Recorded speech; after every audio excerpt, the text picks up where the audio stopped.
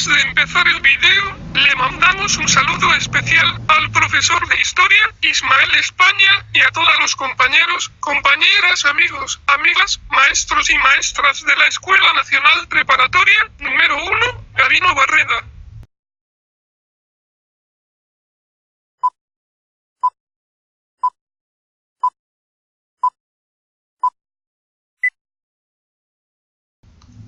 Te lo contamos así nomás. Hoy platicaremos de la Revolución Francesa y la independencia de las 13 colonias. Púchale play. No te veo que lo hagas. Juguito de chale. La Revolución Francesa. La historia de la Revolución Francesa es algo sencilla. Durante el reinado del rey Luis XVI junto con la reina María Antonieta, el pueblo francés pasaba hambruna y pobreza, que este es un factor de suma importancia. Otra de las cosas que es que Francia estaba en guerra y las guerras no son gratis, así que Luis XVI convocó al Parlamento o los Estados Generales en el año de 1789. Hagamos un pequeño paréntesis para explicar quiénes eran los que conformaban a los Estados Generales. El primer estado era la Iglesia, el cual exigía diezmo y no pagaba impuestos. Otra cosa es que solamente ellos podían eran casarse, hacer acta de nacimiento o de defunción. El segundo estado era la nobleza, en pocas palabras las personas ricachonas, es decir, un pequeñísimo grupito de gente. Y al igual que la Iglesia, no pagaban impuestos. El tercer estado es la burguesía y los campesinos, que serían las personas encargadas de dar diezmo y pagar impuestos. Continuemos con la historia. El rey Luis XVI propuso que los 3 estados dieran impuestos.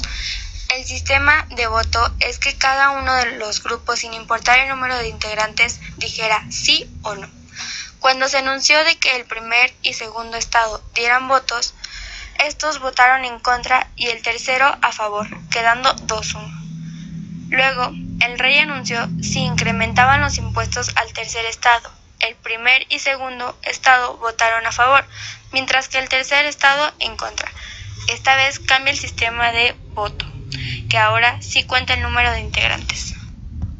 El tercer estado, con 578 personas que votaron en contra, debió ganar porque ni sumando los votos a favor de los otros estados lo superarían, pero como es el tercer estado, los ignoraron.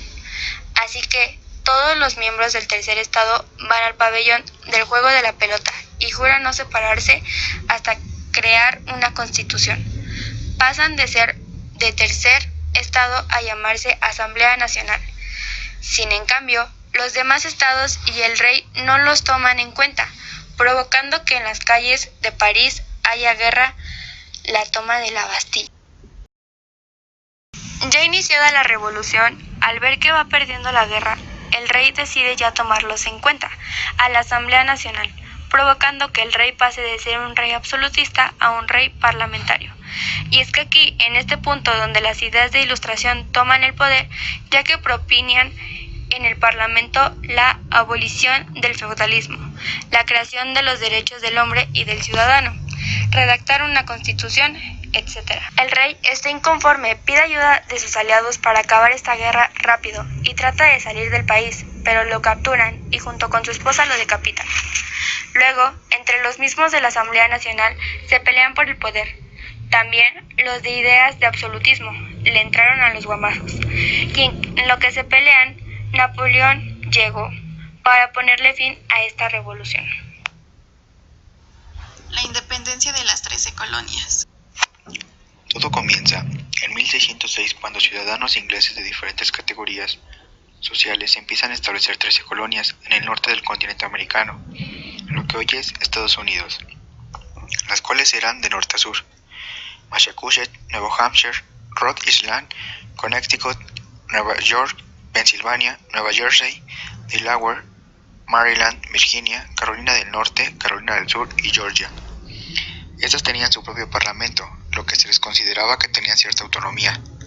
El crecimiento de la población de dichos lugares comenzó a expandirse, pero tenían de vecinos a los franceses, e igual comenzaron a extender su territorio, Así que empiezan los conflictos en 1754, que son las guerras franco-india, que es parte de la Guerra de los 7 años, teniendo de vencer a Gran Bretaña, pero esta quedó en bancarrota, así que se vieron obligados a subir impuestos a sus colonias.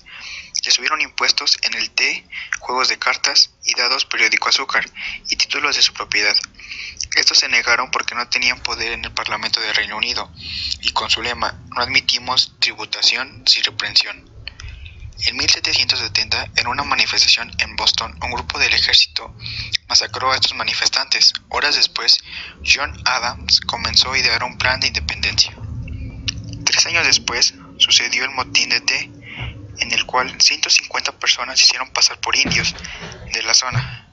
Asaltaron 3 barcos de té y arrojaron este producto al océano.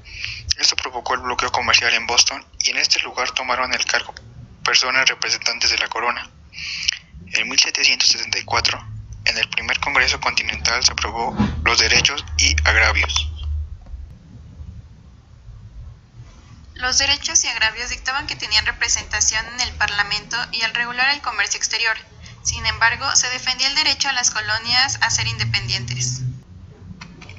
Así estalló la Guerra de Independencia en abril de 1775, con 3 bandos: lealistas, los que eran fieles a la corona inglesa y se unieron al ejército inglés; patriotas, comandados por Washington y Franklin, los que querían la independencia; neutrales, no apoyaban a nadie.